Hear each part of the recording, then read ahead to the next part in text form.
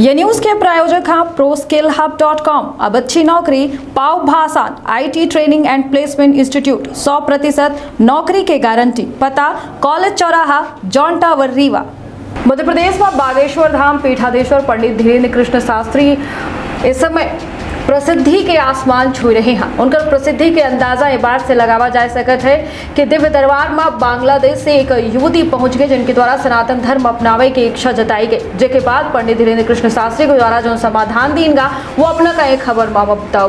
तो विंध्य क्षेत्र के पहल बघेली न्यूज चैनल महापूजा अपना पंचायत सभी जन का प्रणाम कही थे। शुरू कही थे बड़ी खबर से बता रही कि बागेश्वर धाम पीठाधीश्वर पंडित धीरेन्द्र कृष्ण शास्त्री के दिव्य दरबार में बांग्लादेश से एक युवती पहुंची, जिनके द्वारा विनती कही कि सनातन धर्म स्वीकार करे की इच्छा जताई गई। युवती के द्वारा धीरेन्द्र कृष्ण शास्त्री का बतावागा कि कई एक महीना से यूट्यूब में उनका कार्यक्रम देख रही हैं और राम नाम के जाप करे से महिला का सुकून मिलत है। धीरेन्द्र कृष्ण शास्त्री के द्वारा युवती से पूछागा कि कोनो दबाव में आए के तो ये काम नहीं करती लगा ही, पर युवती के द्वारा कहा कि वो अपनी मर्जी से वीजा के साथ भारत पहुंची हैं, पर केहू के दबाव नहीं आए।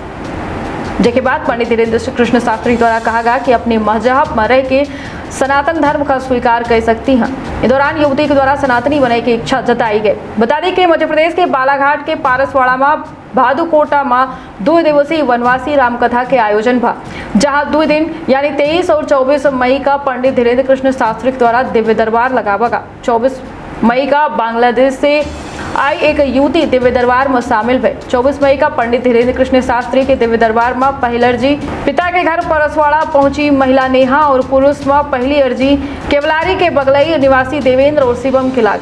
बांग्लादेश से पहुंची युवती के स्वागत करे के दौरान पंडित धीरेन्द्र कृष्ण शास्त्री के द्वारा कहा गया कि उनके ऊपर आरोप लगाए जाता था कि उपद्रव करा था, वे कोनो मजहब के खिलाफ नहीं आई और न में धर्मांतरण पर भरोसा करत आई और उनकर भूमिका नहीं आई। उनकर भूमिका राम नाम के है, लेकिन घर वापसी पर भरोसा है। पंडित धीरेन्द्र कृष्ण शास्त्री के द्वारा वनवासी रामकथा के बाद युवती से मिले के वादा कीनगा और आयुष मंत्री रामकिशोर कावरे का युवती से मिलावे के बात कही गई, ताकि उनका सनातन धर्म में स्वीकार की जा सके। हालांकि युवती के द्वारा धीरेन्द्र कृष्ण शास्त्री से कहा कि सनातन धर्म स्वीकार करे से परिवार का परेशानी उठाए पड़ सकती, लेकिन वो भजन से प्रेरित हुई कि कदम उठाए रही हैं। सनातन धर्म से बड़ा दूसरा धर्म नहीं है। बता दें कि पंडित धीरेन्द्र कृष्ण शास्त्री इस समय जहां खासा प्रसिद्ध हो रहे हैं, तो दूसरे कई आए दिन उनसे विवाद जुड़े रहे हैं। बावजूद है कि उनके प्रशंसकन के और समर्थकन के कमी नहीं है। सजग रहिए और सतर्क ही रखिए आप और अपने परिवार के बहुत ख्याल दे। इजाजत, प्रणाम। अभी भी हम बहन को यही कहते हैं कि आपको अपना मजहब छोड़ने की जरूरत नहीं है। आप उस जगह पर रह करके हमारे सनातन धर्म को स्वीकार कर सकते हैं। नहीं, हमको अपना, लेकिन अगर आपकी ऐसी इच्छा है तो आप बिल्कुल बेझिझक अपना सकते हैं और तुरंत यूट्यूब वालों से कहेंगे कि आपने यूट्यूब पर बहन का फोटो दिखाया है, इसको तुरंत लॉक कर दिया जाए। हम किसी भी मजहब के खिलाफ नहीं है, न हम धर्मांतरण पर भरोसा करते हैं, लेकिन घर वापसी पर हमारा भरोसा है।